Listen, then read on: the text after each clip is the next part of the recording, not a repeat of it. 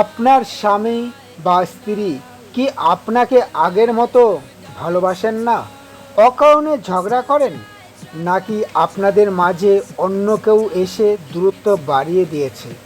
হাজারো চেষ্টা করেও কি আপনার জীবনসঙ্গীর মন পাচ্ছেন না? তবে আজকের এই ভিডিওটি আপনার জন্য।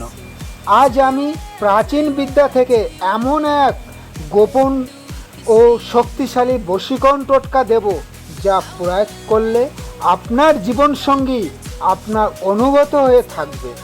এটি এতটাই শক্তিশালী যে মাত্র একদিনেই আপনি তফাৎ বুঝতে পারবেন।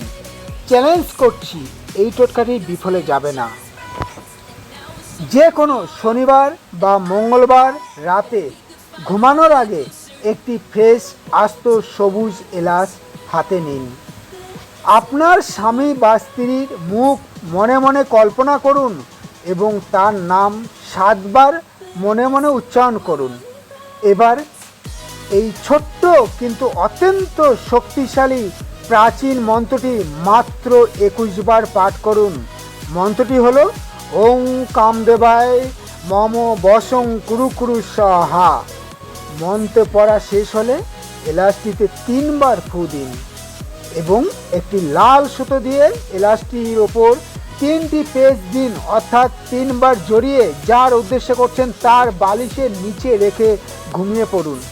পরদিন সকালে এলাচটি গুঁড়ো করে চা, জল বা যে কোনো খাবারের সাথে আপনার স্বামী বা স্ত্রীকে খাইয়ে দিন। মনে রাখবেন, এই বিদ্যা শুধুমাত্র নিজের জীবনসঙ্গীকে সঠিক পথে ফেরানোর জন্য ব্যবহার করবেন।